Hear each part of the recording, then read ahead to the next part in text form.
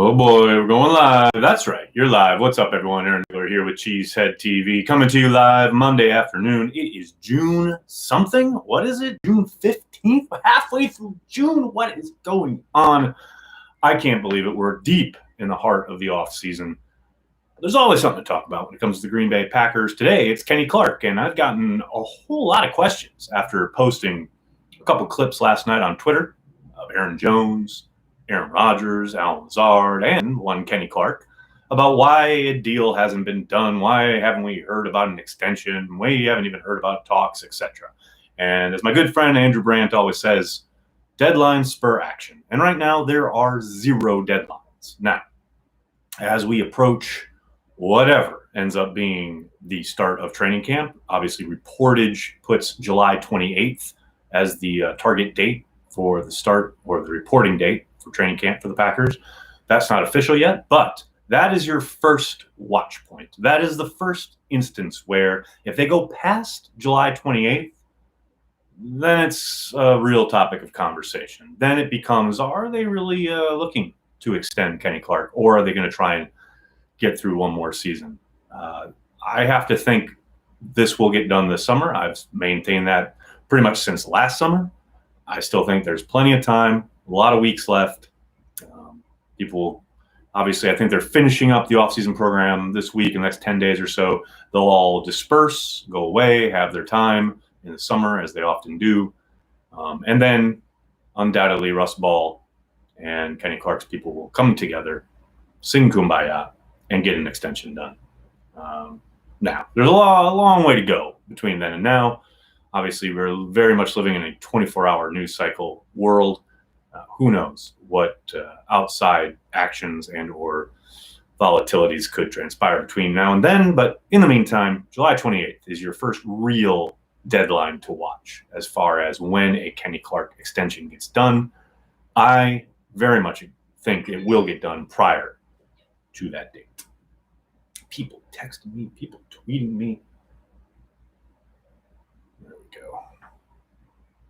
What's up, Kurt from Boise, Idaho? How you doing? I am one with the G, and the G is with me. That's what I'm talking about.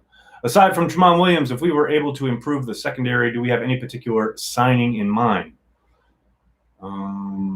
No, I wouldn't believe so. I think what you see is what you get as far as the secondary goes. If they were to sign someone, it probably would be Tramon Williams, but I think he's on a list of break glass in case of emergency type signings. I very much believe they like what they have on hand, and they are going to go forward with that.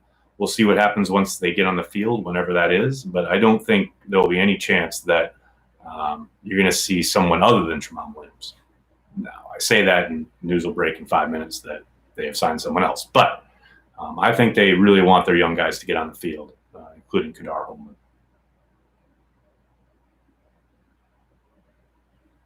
How can you do a big money deal without the 2021 cap known? That's a really good point, Michael. I think they would have an if-then that kind of clause. Undoubtedly, they'll try to approach the player side, will try to approach the percentage of cap, something that teams have resisted forever. I don't think the Packers are going to cave on that, but it's something they might talk about. All that said, I do think there will be some kind of clarity, as we started to hear today in leaked reports from the NFLPA call about a potential drop in the 2021 salary cap because of a loss of revenue if there are no fans. The upwards number being around $3 billion or so as far as overall revenue. So there's undoubtedly going to be conversation around that.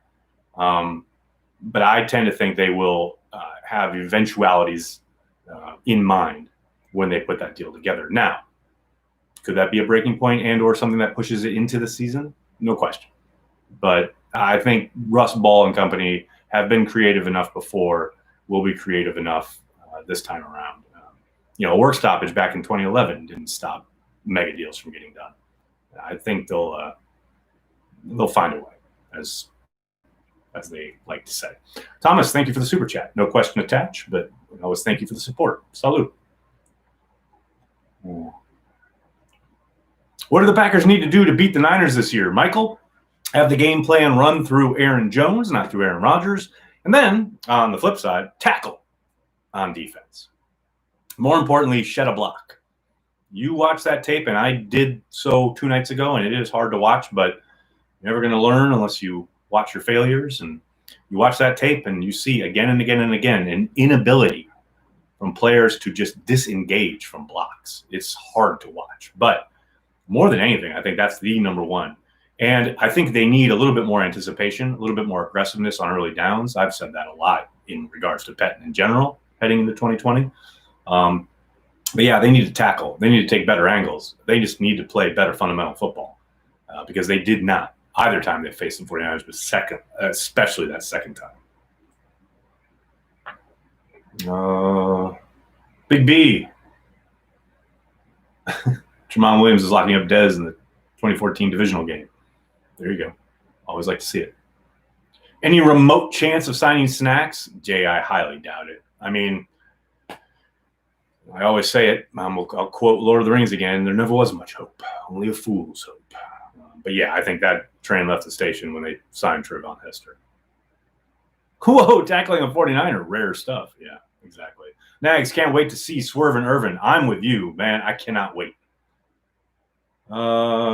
Billy, when is the next trivia? Tuesday? Yep. We'll be back tomorrow. Me, Perry, the whole gang. I guess Perry and I are the whole gang. But yes, tomorrow, 6 p.m. Eastern, Perry and I will be here on the YouTube channel, bringing back Cheesehead TV live trivia.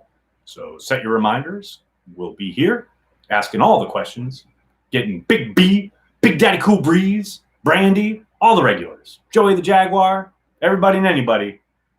Be here, 6 p.m. Eastern. It's going to be a lot of fun. Do you see one of the recently signed OGs making the jump to starting over Turner by end of the season or possible new right tackle before end of season? A lot going on there in that question there, Thomas. Do you mean one of the drafted kids, day 3 kids? If there was somebody that was going to do it, I would put my money on Runyon. I tend to think Lane Taylor is probably going to give Billy Turner a run for his job. That's probably the most likely scenario. Now, could a rookie jump up and take it? Absolutely, if it's a true competition. Now, obviously, Turner's contract makes things a little difficult in that regard, but you never know. He could be approached about taking a salary cut and or adjustment. Some kind of massaging of the contract could happen. So, yeah, I think if they flash early enough, once they get on the field, that's a possibility. As far as right tackle goes, I do think that's Wagner's gig to lose. Now, he could very well lose it if someone outperforms him in camp, but I'm of the mind I think he's going to show up and look a bit better than he did in 2018 or 2019, which obviously he had a down year last year, especially in pass pro. I think he's better than he showed last year. I know he was dealing with some injury. We talked to Chris Burke on my podcast last week, Nagler's Never Right. If you haven't checked it out, Patreon members, it's on the Patreon page. He talked about Wagner's game.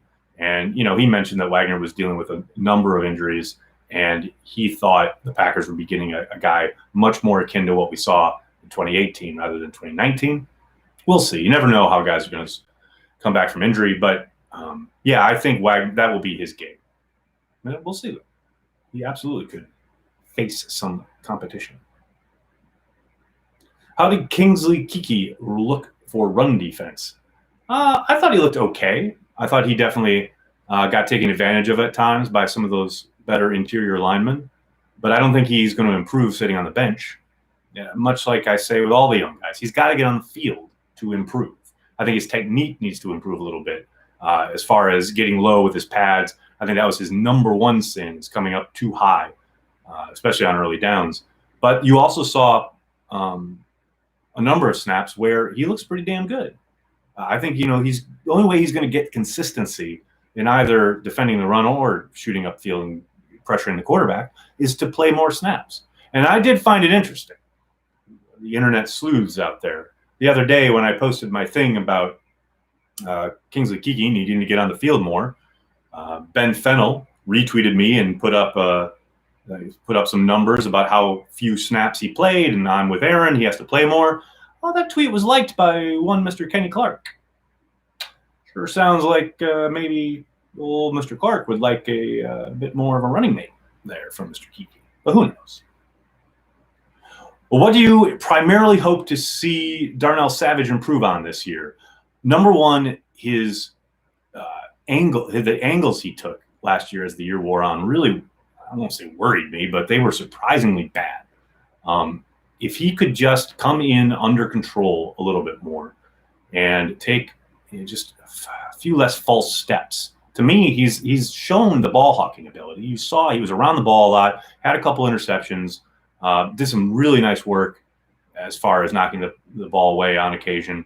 But there were a surprising number in the second half of the year of games where you saw him just take either a bad angle or come in completely out of control and miss a tackle. Way too many missed tackles overall. That to me is the number one thing, though. Is come in under control, wrap up, make the tackle. If you can just do that, I think you would eliminate some of the bad plays and or ruptured plays that we saw last year, because at safety, by its very nature, you are the last line of defense. And if you are missing tackles, that is the difference between a minimal gain or even a medium gain to rupturing into a big play. He's got to make those tackles. But for the most part, I thought, like I've said a couple times, you saw a lot of promise there. You saw the athleticism. The upside is still completely attainable. He's just got to be a little bit more disciplined, a little more in control. And I think that will happen in year two. Absolutely. Jeremiah, thanks for the super chat. What do you think Jerry Gray needs to do to make our defensive backs the elite group they should be this season? It was interesting hearing from him last week when he was available to the media. I asked him about technique and what he teaches guys, and if he has a hard and fast rule against pressing, playing off, because that is always the thing we see as fans. Like, you see that 10-yard cushion or that 8-yard cushion, and they complete something easy in front of them, and you're wringing your hands, and why aren't you pressing, blah, blah, blah. And, it sounds like he is going to maybe not leave it up to each player and their own devices, but he is certainly going to try and teach to their strengths. To me, more than anything, I think pattern recognition needs to improve a little bit. I will be interested to see how they go about implementing how they read that kind of thing. Like, if someone cuts inside another guy, if they're trying to the offense is trying to get guys to take false steps and or trick them into taking the wrong guy in a man match situation. Maybe they simplify things there.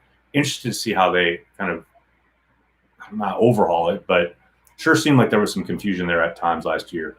And I do wonder how he will go about trying to simplify that. Because I think for the most part, when they are left to their own devices, I think most of the guys back there do a pretty damn good job. But I do think there were times when you saw some route combinations, some instances where, especially that underneath stuff, when they were maybe even playing some cover three cloud stuff, and they tried to run man match on one side and then cloud coverage on the other. Teams really took it. You saw the Panthers game, there were dudes running wide open a number of times in those instances. After 49ers did the same thing that first game. So to me, that maybe it's not even a case of simplifying, but at least delineating it in a way where there isn't just so much confusion and or mixed messages when it comes to who's got who in certain situations. Because you saw teams take advantage of that again and again and again, especially in the second half of the season last year. Lane Taylor getting signed? Well, he took a pay cut recently. I think he'll be in the mix to try and win a job. But I don't know if what do you mean by signed is, unless there's breaking news that he's been cut.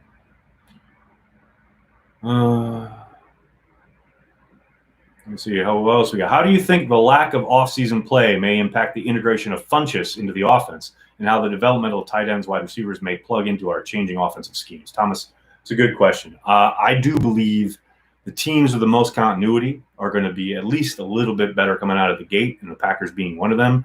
But that does mean the guys like Funchess, maybe a DeGuara, etc., are going to be a little bit behind the eight ball. There's only so much you can do in Zoom meetings and or the meeting setting. You got to get on the field. You got to take those steps. You got to put it in your body. And there's also, of course, always prevalent in Green Bay is the fact that Aaron Rodgers is going to throw you the ball unless you've demonstrated that you know what you're doing on the field. And how the hell else are you going to do that unless you're on the field? So I do think Funchess is going to have to hit the ground running, so to speak, if he wants the quarterback to look his way at all. Now, I buy Aaron in that he likes what he sees from Funchess and his game on tape, etc. He mentioned him in his words to us after the draft. And I think, he'll give him every opportunity as long as he shows he's in his playbook, learning the adjustments, learning what Rodgers wants on each look, etc. The quickest way to lose that, of course, is to not just make a mistake, but make the same mistake repeatedly. That's the quickest way. So if Funchess gets on the field, operates within the offense, shows that he knows what the hell he's doing, and doesn't make mistakes, and if he does make a mistake, he doesn't make it again, learns from it, etc., I think he'll be okay. The problem will come if he's on the field fucking up and he keeps fucking up. Then Aaron's just going to forget about it. Arthur, thanks for the super chat. Do you think Tim Boyle sticks around this year? I actually do, Arthur. I jokingly last week had referenced a question that I got about did I think there was any way that Tim Boyle was the number 2. And I gave the response. But I do think he's on the squad I do think they'll keep 3 quarterbacks and they'll leave him probably inactive for most games. But I don't think there's any way. I mean, Jordan Love would have to come in and really bomb for him not to be the number 2. And I don't anticipate that happening. But stranger things have happened. So I do think he'll be around. I don't think he'll be the primary backup, though. I saw you on NFL Films, the top dynasties, 1960 Packers. You look young. Thanks, Travis. I look very old now. I recognize that. Bigger bust, Jarrell Worthy or Josh Jones? Woohoo! Man. I'm going to go with Josh Jones because I'll tell you what. Jarrell Worthy was actually flashing prior to his knee injury. And when he came back, he was never the same player. But prior to that injury, yes, he had the issues jumping the snap. Yes, that was a thing going back to college. He got not only in practice, but in games. But even when he wasn't jumping the snap count, he actually had a very quick first step. And he actually had some power and maneuverability. And I thought showed a lot of promise in that regard. Then the knee injury happened and it all fell apart for him. He was never the same, never had the same burst. And that was it. And if he wasn't jumping the snap count, he was done. Guys got their hands on him and he was erased. But Josh Jones, I'll tell you what, with Josh Jones, here's my thing. It will always be a case of what if with Josh Jones. Because that first camp, that first offseason, when they were in shorts, that dude was lighting people up in shorts. Now, yes, was it kind of stupid because it's his own player, it's his own teammate? Yeah, a little bit. But it was nice to see a little physicality back there for a change. It was nice to see somebody who was ready to lay some wood. It was nice to see a guy who wasn't afraid to put a hit on somebody. And I know that's completely regular in today's game, but they had a little physicality back there for a change. And then, he got talked to, and you could tell he just kind of lost his edge. And he was thinking a little too much, and he wasn't as instinctual. And then it kind of all culminated in training camp last year, where they were running a sweep to our side, where on the press side, and I'll never forget. I can't remember who the DB was, but the running back lowered his head, which you're not supposed to do, and laid out the defensive back. So Josh Jones came to his teammate's defense and basically laid out the running back. I think it was Trout Carson, and then, of course, there was this whole melee and the thing and fighting and blah, blah, blah. And then afterwards, Matt LaFleur says, well, I didn't see it, but we don't tolerate fighting. And then Josh Jones got sat down for a practice. Well, what sense does that make? He's defending his teammate who was the one who got knocked out or knocked down in a thud practice. So I thought he got a real raw deal in that regard. But the problem was that he had garnered this reputation as a borderline dirty player, blah, blah, blah. He was a physical player, etc. So that was the quote-unquote last straw, and then he was gone. I think he got a bit of a raw deal in that regard. But all of that said, he certainly never lived up to the promise from scrimmage as far as developing any kind of ability to read offenses, know pattern match, pattern read, an ability to really make more of a play past the line of scrimmage. Down near the line of scrimmage, he was a lot of fun to watch. He was great, but there's a little bit more to it than that when you're in safety. Cyber Ferret. I love these names. What's up, Cyber Ferret? Over under number of plays Love has under center in 2020. 0, because he'll be in the shotgun the whole time. Hey! No, I'm kidding. Over under. I'll take 5 in mop-up duty against the Bears. How's that?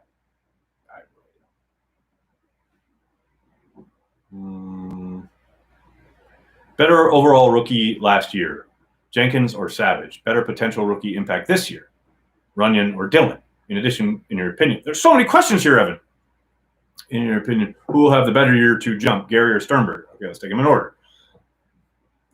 Jenkins or Savage? It is Jenkins by a large margin. Jenkins had an outstanding freaking year. Should have been in the Pro Bowl, but there was no way they were going to put a rookie in the Pro Bowl. Better potential rookie impact this year, Runyon or Dillon? Definitely Dillon.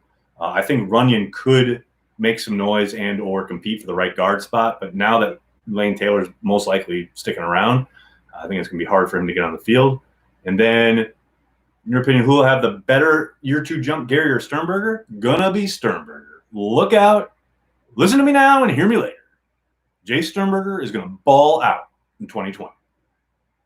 Frank, thanks for the super chat. After Finley, Richard Rodgers has the most touchdowns from 12 as a tight end. Is low production at tight end due to lack of talent, scheme, or just Rodgers' preference?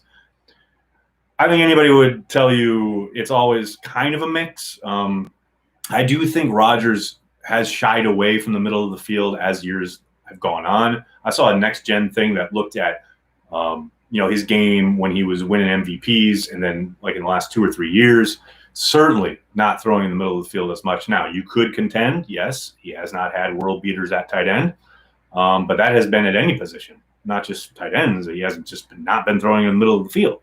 So when McCarthy used to talk about, we got to get his presence down the middle of the field, well, yeah, it's all well and good, but if your guy's not throwing in the middle of the field, it doesn't really help you. So I do think there is some Rodgers effect there. But, mostly it's the talent or lack thereof. Finley was an otherworldly talent until he got hurt. Yes, he had problems, consistency catching the ball, but as a specimen, as a tight end 1, he was fantastic. Much better than pretty much anything they've had since. I do think Sternberger's, like I just said, is going to ball out and change a lot of that this year. But I don't think there's ever going to be a huge fantasy type tight end in Green Bay as long as Rodgers is there. 1, because yes, he does shy away from the middle of the field a little bit, but also 2, he just spreads the ball around so much. So, unless Sternberger gets the Devontae Adams treatment, which I don't anticipate happening anytime soon, he's always going to be, not quite the fantasy stud maybe people are hoping for. Defund the Vikings. That's a perfect place to leave it. Can't thank you guys enough for joining me. Hey, don't forget, tomorrow, trivia, live trivia. Me and Perry, we're right back here on the YouTube channel. We'll be here at 6 p.m. Eastern, so check that out. If you want to get yourself your own Lot of Ball Game Left shirt for yourself or for your Packers fan father, all this week we have a 10% off promo code, DAD2020 at the Teespring store. Let me throw it's actually, you should be able to get to it on the bottom of all of our videos on the YouTube channel, but let me throw it up here, the link, just in case you guys want to get to it. There you go. All this week, 10% off. DAD2020 is the promo code. You get this. We got Carry the G. Got all sorts of greatness, all sorts of Packers goodness for you. Please hit like, hit subscribe, tell your friends, tell your family. Cheesehead TV. We're devoted to Green Bay Packers fans worldwide. Thanks a lot, everybody. Have a great night.